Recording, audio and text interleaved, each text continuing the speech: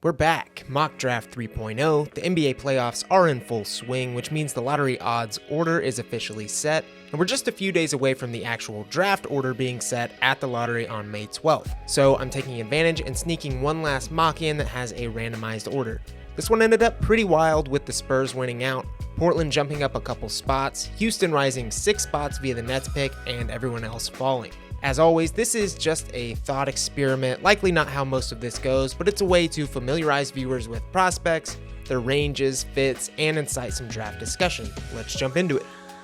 At number 1, we have the San Antonio Spurs, lucking out and selecting Nikola Topic of Red Star, who's bounced back from an early season knee injury to rejuvenate his stock. I've mocked it before, this is going to be one of the more popular picks, especially if San Antonio does indeed win again, and for good reason. Topic fills a need as a lengthy point guard, he's a walking paint touch, and has that cerebral EuroLeague style to his game that's aided so many handlers before him. There's little doubt he would function well in a pure point guard sense next to franchise cornerstone Victor Wembanyama, and I'm really bullish on his shooting coming around too. It's already bloomed to 31% with his added EuroLeague games, and I like his general feel. There could be other options San Antonio might consider this far up, but you'd have to think Topic would probably be at the top of their list. Second overall, we've got the Portland Trailblazers jumping a few spots to nab Perth forward/center Alex Sarr, the odds-on favorite to go number 1 right now. Portland is a sneaky landing spot for Sarr if the ping pong balls fall their way. They've already got plenty of backcourt pieces worth pouring into, and despite a productive and young-ish frontcourt, it would be impossible to pass on Sarr from their vantage point. He's a 7-foot floor raiser, capable of anchoring a defense with length and shot blocking, or even weak side protection in a secondary role. Players like Scoot Henderson, Shaedon Sharpe, and more would have a shiny new lob threat, and Sarr's got real potential as a future floor stretcher too. Easy swing pick for Portland. Third, we've got the big winner of the mock, Houston, who jumped up 6 spots via the Nets pick, acquired and shipping off star James Harden. If the Rockets were to make a jump on lottery night, they'd have plenty of options to choose from, with an abundance of talented youth already waiting in the wings.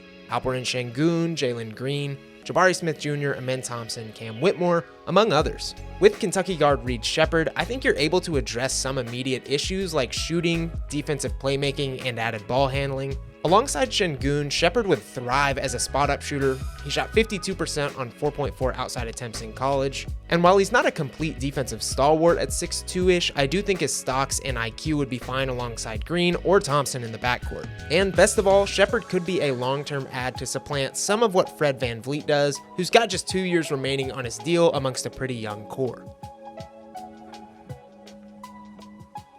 At number 4, we've got French wing Zachary Rizachet being selected by the Detroit Pistons, who in this scenario would drop on lottery night for the 3rd straight year.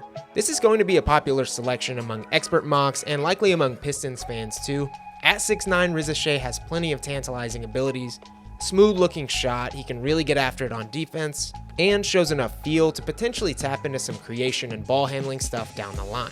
And as a prospect, all of those things make a lot of sense for Detroit. They need length, they need shooting, they need on or off ball defense. The fully realized version of Rizachet is ideal for the Pistons. My primary issue with this pick is that the current idea of Rizachet is likely pretty far removed from what they'd actually be getting next season. He's seen some roller coaster splits from outside in the LNB this season. He's going to be 4 years removed from the focal point of the rebuild in Cade Cunningham, and he's just generally more raw and projecty than I think people realize.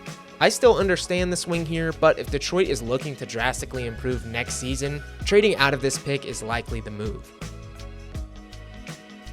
At number 5, we have a unique one. Washington is yet to fall so far in my mocks, but there's a decent chance of it happening on Lotto night, and we get a look here at how it might shake out. The Wizards are extremely early in their rebuild, and I personally get the sense they're not necessarily in a hurry. They're going to have chances at grabbing immediate stars in 2025 or 26, so I honestly feel they'd be pretty content in making it out of this draft with a high-level contributor similar to Bilal Coulibaly last year. I've gone with UConn's Stephon Castle. I think he offers both a high-floor contributor in the interim, but has the potential to blossom into even more over the next few seasons. And most of all, I think he's the type of player the Wizards would look for in terms of versatility and work ethic. He's 6'6", functioned as a kind of connective wing for the Huskies last season, playing tough 1-3 defense in a cutting slashing role, but at various points in his career he's also shown lead guard potential. He's He's a great passer, highly efficient in the pick and roll, etc. He badly needs to improve the shooting, but a few developmental seasons with Washington could mold him into a really great NBA player with a lot of versatility. One that would be really helpful when the big guns arrive.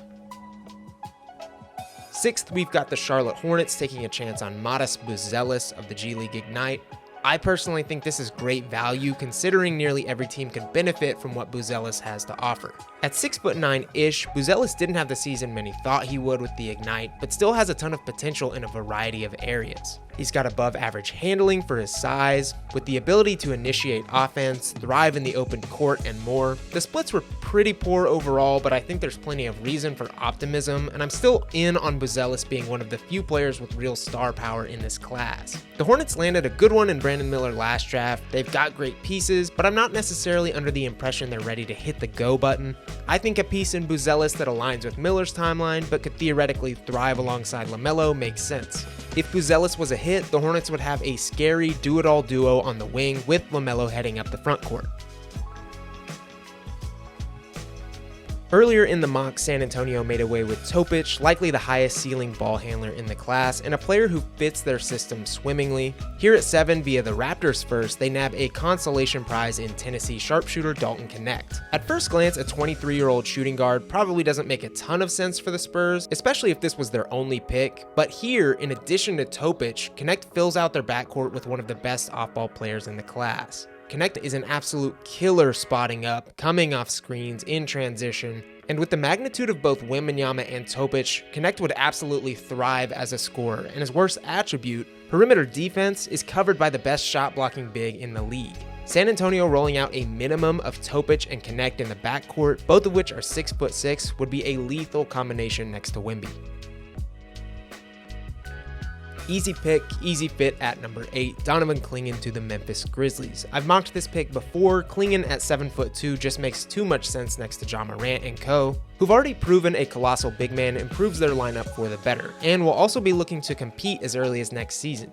With the shipping off of Steven Adams to Houston, I think Clingan plugs in even better as a rim protector who can get easy offense. At this point, the only thing stopping this union is Clingan going too high. He's been gaining real steam as a top 5 pick, even garnering some number 1 buzz per a few different experts. Don't know that I necessarily buy that, but time will tell.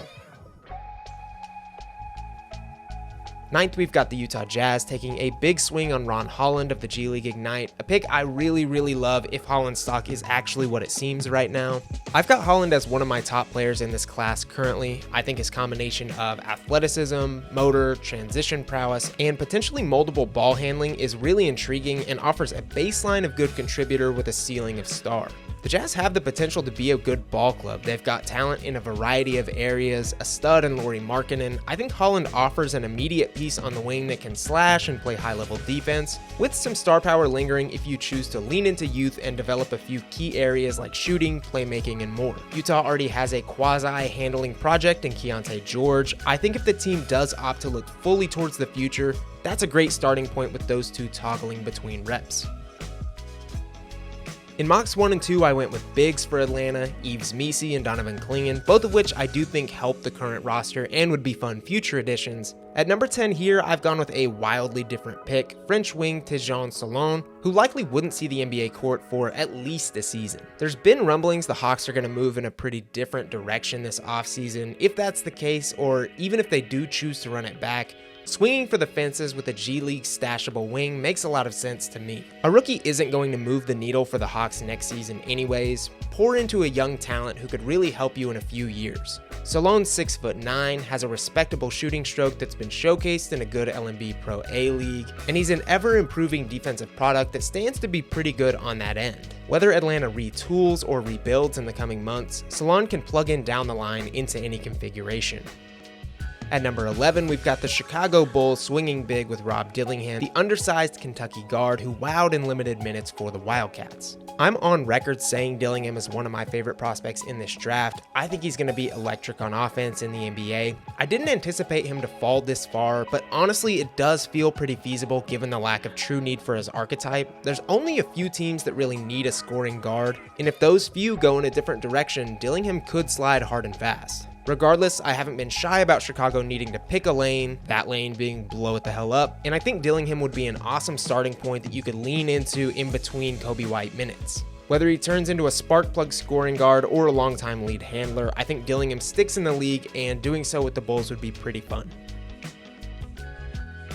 12th, we've got the Oklahoma City Thunder taking a shot on Cody Williams, an obvious pairing with his brother Jalen, currently being a star piece helping the team in round 2 right now. Even stepping out of that storyline, Cody fits what OKC looks for. He's lengthy and athletic, can defend multiple positions, has a bit of everything in his offensive toolkit in terms of strong transition play, handling, cutting, shooting, and point forward adjacent skills. I do think Williams is a tad bit more raw than people realize right now, but him panning out for Oklahoma City would be absolutely nightmarish in terms of rolling him out in the middle of a lineup at 6'9". With him being the brother of Jalen, being in their range and fitting their mold, it wouldn't surprise me in the slightest if the Thunder unloaded some of their future assets to land Cody.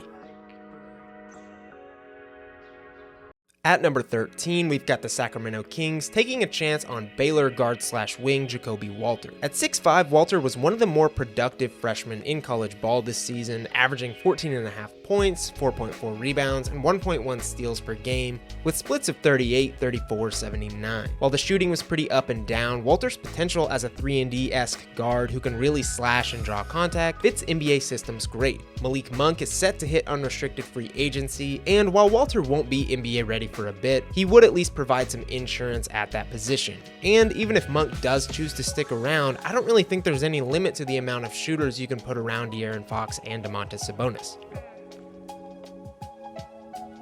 Another team that's already landed their guy in Alex Sarr, number 2. Portland selecting at number 14 via the Warriors pick is just icing on the cake. I've taken G League forward Tyler Smith here, who saw his most productive season in a while. At 6'10", Smith is a true forward who really showcased his athleticism and shooting potential in the G. He shot 36% on 4 attempts from outside, pretty great at 6'10", overall scoring 13.4 points per game and adding in a variety of other areas too. I think Smith offers baseline skills that make him a valuable play in the NBA with some really tangible ways to improve on defense and adding to his offensive game. If I was a betting man, I'd say Smith probably goes closer to lottery than the second round.